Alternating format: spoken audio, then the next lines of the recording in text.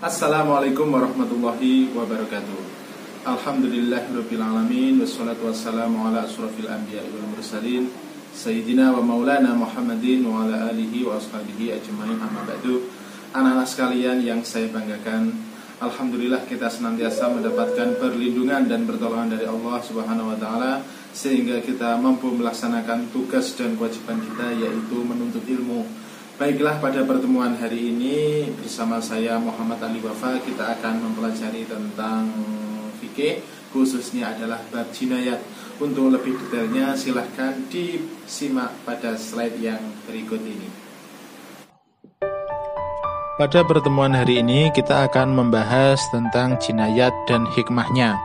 Dalam ilmu fikih, persoalan-persoalan mengenai perbuatan kejahatan dan juga sanksi hukum yang dikenakan terhadap pelakunya dibicarakan dalam bab jarimah atau uqubah.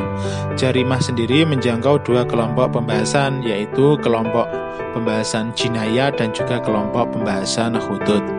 Yang akan kita bahas pada pertemuan hari ini adalah tentang jinayat. Jinayat yaitu pembahasan mengenai tindak kejahatan pembunuhan dan penganiayaan. Jadi khusus membahas masalah pembunuhan dan penganiayaan saja, beserta sanksi hukum bagi pelaku pembunuhan dan juga penganiayaan berupa hukuman qisas, hukuman diat, dan juga hukuman kafaroh. Yang kedua, hudud. Hudud adalah bentuk jamak dari had. Ini membahas tentang tindak kejahatan selain pembunuhan dan penganiayaan, seperti zina, qadhaf, mencuri, merampok, dan lain-lain, serta sanksi hukum yang dikenakan atas pelaku-pelaku kejahatan tersebut. Sekarang kita bahas tentang pengertian pembunuhan. Pembunuhan secara bahasa adalah menghilangkan nyawa seseorang. Saya ulangi, pembunuhan secara bahasa memiliki arti menghilangkan nyawa seseorang. Sedangkan menurut istilah, pembunuhan adalah perbuatan manusia yang mengakibatkan hilangnya nyawa seseorang, baik dengan sengaja ataupun tidak sengaja, baik dengan menggunakan alat yang mematikan ataupun dengan alat yang tidak mematikan. Ini memiliki arti melenyapkan nyawa seseorang dengan sengaja atau tidak sengaja, dengan alat yang mematikan atau yang tidak mematikan, akan tetapi mengakibatkan hilangnya nyawa seseorang. Ini dikatakan sebagai pembunuhan. Sekarang, macam-macam pembunuhan. Pembunuhan dapat dibedakan menjadi 3 macam. Yang pertama, pembunuhan sengaja atau qatlul amdi, yaitu pembunuhan yang telah direncanakan oleh pelakunya dengan menggunakan alat yang biasanya mematikan, baik yang sifatnya melukai atau memberatkan. Dikatakan pembunuhan sengaja apabila ada niat dari pelaku dengan menggunakan alat atau senjata yang biasanya mematikan, misalnya menggunakan senjata tajam, menggunakan senjata api, atau menggunakan racun yang bisa mengakibatkan korbannya terbunuh. Dan si pembunuh termasuk orang yang baligh, dan yang dibunuh atau korban adalah orang yang baik. Yang kedua, pembunuhan seperti sengaja atau qatlu shibhil hamdi.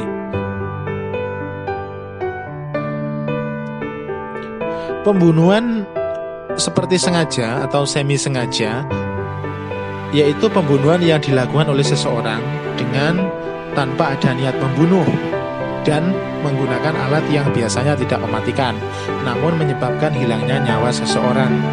Contoh misalnya seseorang hanya niat menganiaya saja dengan cara memukul, kan tetapi karena suatu hal mengakibatkan orang yang dianiaya ini meninggal dunia, maka karena berawal dari niat tidak membunuh dan tidak menggunakan alat yang mematikan, maka kategorinya adalah pembunuhan seperti sengaja atau semi sengaja. Akan tetapi apabila menganiayanya itu menggunakan senjata api atau senjata tajam atau alat yang biasanya mematikan, maka kategorinya menjadi pembunuhan sengaja. Yang ketiga, pembunuhan tersalah, yaitu pembunuhan yang terjadi karena salah satu dari 3 kemungkinan. Yang pertama adalah perbuatan tanpa maksud melakukan kejahatan tetapi mengakibatkan kematian seseorang. Yang kedua, perbuatan yang mempunyai niat membunuh namun ternyata orang tersebut tidak boleh dibunuh. Dan yang ketiga, perbuatan yang pelakunya tidak bermaksud jahat tetapi akibat kelalaiannya dapat menyebabkan kematian seseorang. Jadi untuk pembunuhan tersalah atau qatlul khata' ini memiliki arti pembunuhan yang tidak sengaja, pembunuhan yang terjadi karena tidak ada niat, tapi akibat dari kelalaian ini menyebabkan kematian seseorang. Contoh ketika terjadi kecelakaan di jalan raya atau kecelakaan kerja, itu kan biasanya tidak ada niat dari orang untuk membunuh, akan tetapi karena lalainya menyebabkan kematian seseorang.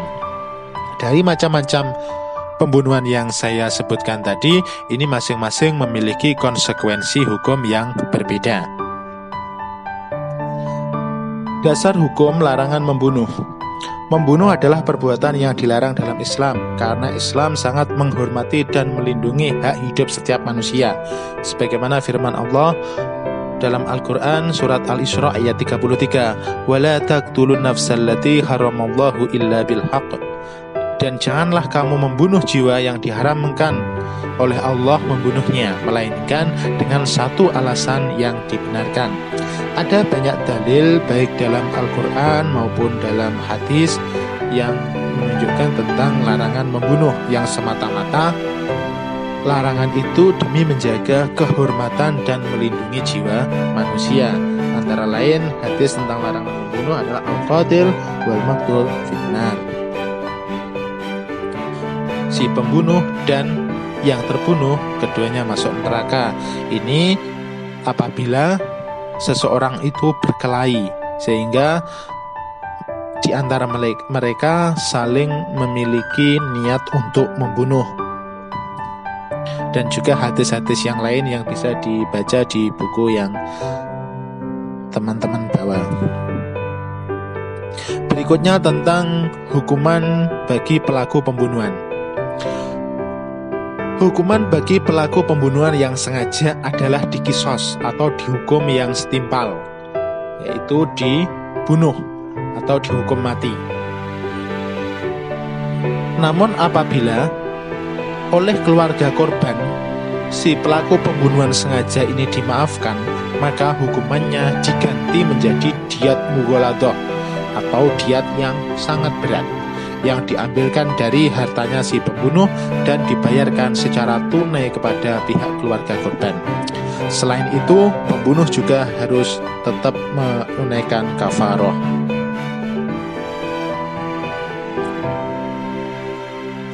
Kemudian pembunuhan seperti sengaja. Pelaku pembunuhan seperti sengaja ini tidak dikisos.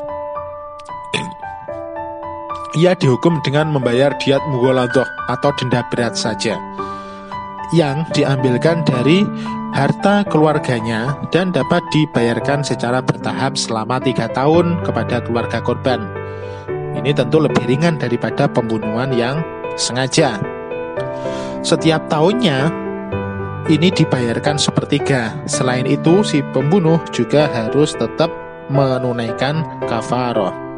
Sekarang, berapakah denda yang harus dibayarkan ketika seseorang itu terkena dengan diat mughaladah? Diat mughaladah ini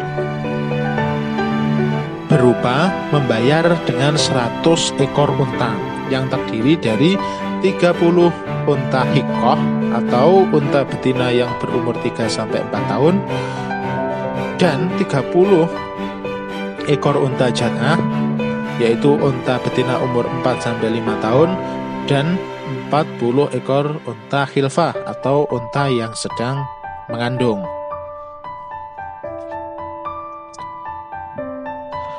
Sekarang hukuman bagi pelaku pembunuhan tersalah atau pembunuhan yang tidak sengaja. Hukuman bagi pelaku pembunuhan yang tidak sengaja adalah membayar dengan diat mukhafafah atau denda ringan yang diambilkan dari harta keluarga pembunuh dan dapat dibayarkan secara bertahap selama 3 tahun kepada keluarga korban dan setiap tahunnya sepertiga. Adapun rinciannya untuk diat mukhafafah adalah dari 100 ekor unta itu 20 ekor unta hikoh atau unta betina umur 3-4 tahun, 20 ekor unta jat'ah, unta umur 4-5 tahun, kemudian 20 ekor unta binta makhot, unta betina umur lebih dari 1 tahun, dan 20 ekor unta binta labun, yaitu unta betina umur lebih dari 2 tahun, dan 20 ekor unta ibna labun, yaitu unta jantan yang berumur lebih dari 2 tahun. Kemudian apabila terjadi pembunuhan secara berkelompok, apabila sekelompok orang secara bersama-sama melakukan aksi pembunuhan, maka mereka harus dihukum qisas semuanya. Hal ini disandarkan pada pernyataan Khalifah Umar bin Khattab terkait praktek pembunuhan secara berkelompok yang diriwayatkan oleh Imam Al-Bukhari sebagai berikut. Dari Sa'id bin Musayyab bahwa Umar radhiyallahu anhu telah menghukum bunuh 5 atau 6 orang yang telah membunuh seseorang laki-laki secara zalim atau dengan cara ditipu di tempat yang sunyi. Kemudian ia berkata, seandainya semua penduduk Sun'a secara bersama-sama membunuhnya, niscaya aku, si Umar bin Khattab, akan bunuh semua. Sekarang kita bahas tentang penganiayaan. Apa itu penganiayaan? Penganiayaan adalah perbuatan pidana atau tindak kejahatan yang berupa melukai atau merusak atau menghilangkan fungsi dari anggota tubuh. Macam-macam penganiayaan dibagi menjadi 2. Yang pertama, penganiayaan berat, yaitu perbuatan melukai atau merusak bagian badan yang menyebabkan hilangnya manfaat atau fungsi anggota badan tersebut, seperti memukul tangan sampai patah, merusak mata sampai buta, dan sebagainya. Yang kedua, penganiayaan ringan, yaitu perbuatan melukai bagian badan yang tidak sampai merusak atau menghilangkan fungsinya, melainkan hanya menimbulkan cacat ringan, seperti melukai hingga menyebabkan luka ringan. Terkait dengan hukuman tindak penganiayaan, bahwa perbuatan menganiaya orang lain tanpa alasan yang dibenarkan dalam Islam itu dilarang. Larangan berbuat aniaya ini sama dengan larangan membunuh orang lain tanpa ada dasar, sebagaimana disebutkan dalam firman Allah Quran Surat Al-Ma'idah, dan kami telah tetapkan terhadap mereka di dalamnya dalam kitab Taurat bahwasannya jiwa dibalas dengan jiwa, mata dengan mata, hidung dengan hidung, telinga dengan telinga, gigi dengan gigi, dan luka-luka pun ada qisasnya. Baiklah anak-anak, demikian penjelasan tentang pembunuhan dan penganiayaan untuk pertemuan kita minggu ini, dan ini akan disambung dengan video di pertemuan yang akan datang yang membahas tentang qisas, diat, kafarah, baik untuk pembunuhan maupun untuk penganiayaan. Apabila ada hal-hal yang kurang jelas bisa ditanyakan. Demikian video untuk pertemuan kali ini. Ada kurang lebihnya mohon maaf. Walafu minkum. Wassalamualaikum warahmatullahi wabarakatuh.